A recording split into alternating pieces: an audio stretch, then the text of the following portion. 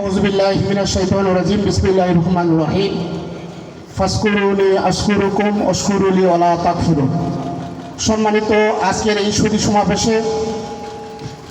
সমাবেশের সম্মানিত সভাপতি, অত্র পৌরসভার সম্মানিত সংগ্রামী সভাপতি ভাই মোহাম্মদ সাইফুল ইসলাম এবং উপস্থিত রয়েছেন বিশিষ্ট শিক্ষাবিদ, শিক্ষা অনুরাগী, গবেষক, দিনাজপুর দক্ষিণ জেলা শাখার ওলামা বিভাগের সভাপতি, ইসলামী আন্দোলনের আপনার আমার শিক্ষক মাওলানা মোহাম্মদ তাজুল ইসলাম এবং উপস্থিত রয়েছেন অত্র হাকিমপুর উপজেলা শাখার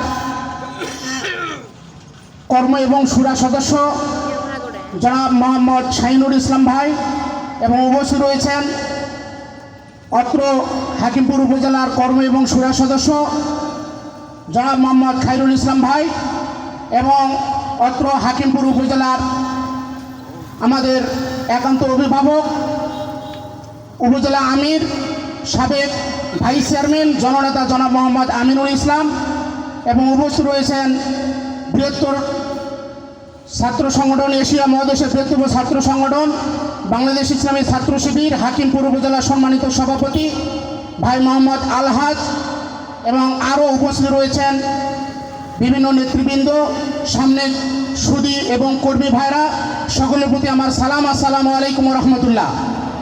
মহান আল্লাহ তাআলা শুকরিয়া আদায় করতেছি যে উন্মুক্ত খোলা আকাশে এইভাবে এই চার মাথায় এসে জনসভার মধ্য দিয়ে, কর্মী সমাবেশের সুধী সমাবেশের মধ্য দিয়ে কথা বলার যে আল্লাহ সুযোগ করে দিলেন, সেই আল্লাহ শুকরিয়া আদায় করি। সকলে বলি আলহামদুলিল্লাহ।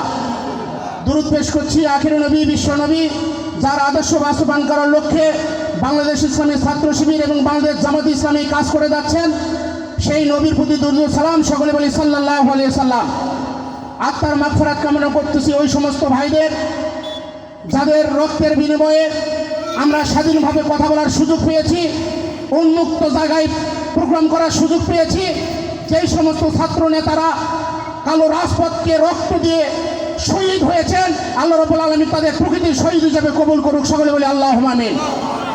সম্মানিত উপস্থিতি, আপনারা জানেন যে এই জালেম পৈতৃক সরকার বারবার জনগণের উপর জনগণের অধিকার কেড়ে নিয়ে, বারবার জনগণের ভোটারদের কেড়ে নিয়ে জোর করে ক্ষমতায় থেকে এই দেশের স্বাধীনতা হুমকির মধ্যে ফেলে দিয়েছে, বলেন ঠিক কিনা? সম্মানিত উপস্থিতি, শুধু তাই নয়, 90% মুসলমানের দেশে কোরআনের কথা, ইসলামের কথা মানুষের দিনের পথে নিয়ে আসার জন্য কথা বলার এইরকম সাহস খোলা ময়দানে করার মতো আমাদের সাহস ছিল না, বলেন ঠিক কিনা?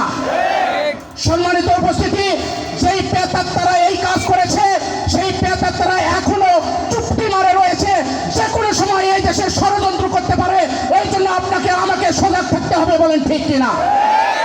আপনারা জানেন ধর্মীয় প্রতিটি মসজিদ থেকে অথবা সমাজ কল্যাণ পরিষদের উদ্যোগে তাফসীর মাহফিল করলে সেই তাফসীর মাহফিল নিয়ে ওদের চুলকানি ওঠে, বলেন ঠিক কিনা? কারা এই সমস্ত বন্ধ করতে আসে? হাকিমপুর থানার ওসি কি এইখানে ইচ্ছাকৃতভাবে তিনি কি ধর্মীয়, তিনি কি মুসলমান না? সুতরাং তাকে বাধ্য করে এখানে এই তাফসীর মাহফিল বন্ধ করার জন্য আসে। আমাদের হৃদয়ের রক্তের খরণ চলায় তারা। আজকে হুঁশিয়ার করে দিতে চাই, যেই সমস্ত বন্ধু সংগঠনরা এই সমস্ত কাজ করেছেন আমরা ইতিমধ্যে সবাইকে ক্ষমা করে দিয়েছি, কিন্তু হুঁশিয়ার হয়ে থাকবেন।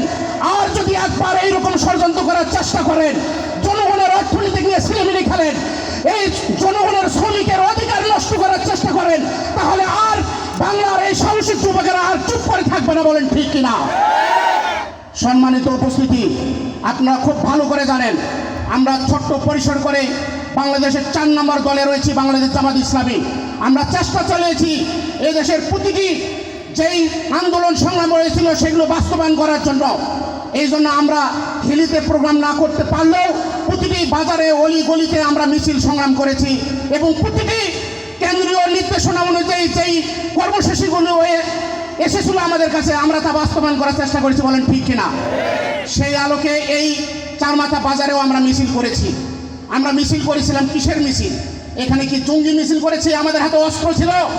এই এলাকার মানুষ কেউ জানে এই সারির লোকগুলো কোনোদিন দুর্নীতি করেছে, মানুষের বুকে চাকু লাগিয়ে তাদেরকে টাকা ছিনতাই করেছে, অধিকার হরণ করেছে,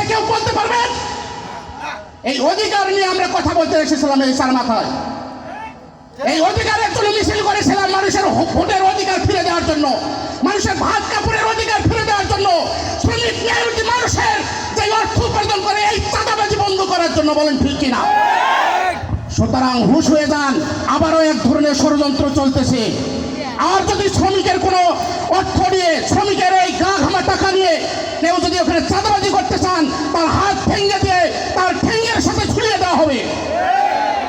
সম্মানিত উপস্থিতি, আমরা এতদিন আমাদের আমির জামাত বলেছেন আমরা এখন রাজনীতি নিয়ে চিন্তা করতেছি না, আমরা চিন্তা করছি এই দেশকে গড়ার জন্য, দেশের মানুষের কাজ করার জন্য। সুতরাং আমরা দেশের মানুষের জন্য কাজ করব। আপনারা জানেন বিগত সরকার, এই আওয়ামী লীগ ভীতু কাপুরুষ, সবচাইতে নির্লজ্জ, যদি তা না হয় পৃথিবীর কোন দেশে দেখেননি একজন প্রধানমন্ত্রী উড়ে যাওয়ার পর সমস্ত নেতা কর্মী ইন্দুরের খেলে ঢুকে দেওয়া, কোথাও দেখেছেন? সুতরাং এই আওয়ামী লীগ ভীতু কাপুরুষ।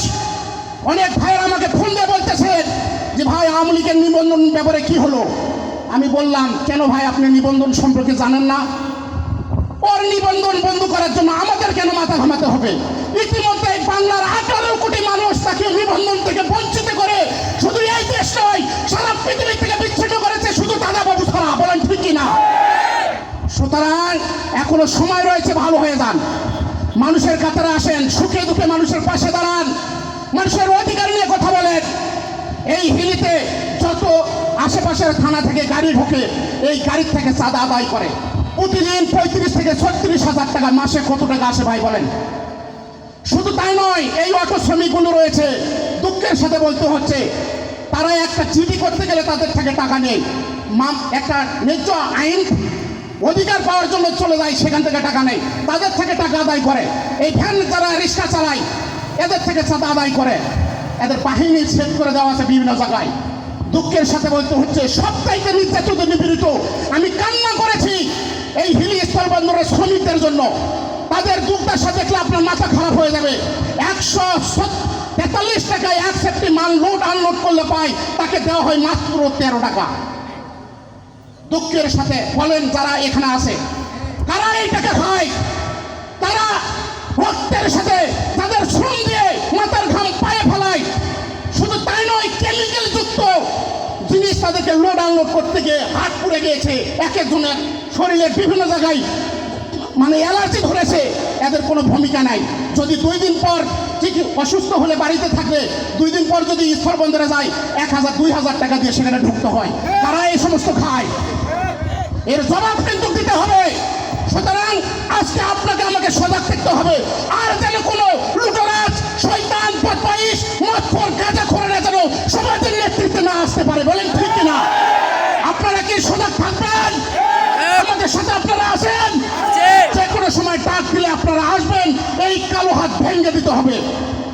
সম্মানিত উপস্থিতি, যেহেতু আরো অনেক মেহমান রয়েছে তারা আপনাদের সামনে কথা বলবে, এই জন্য আমি আমার সকলের সুস্বাস্থ্য দীর্ঘায়ু কামনা করে আমাদের সাথে থাকার আহ্বান জানিয়ে আমার কথার এখানে ইতি টানলাম। ও আখির দাওয়ানা আলহামদুলিল্লাহি রাব্বিল আলামিন। আসসালামু আলাইকুম ওয়া রাহমাতুল্লাহ।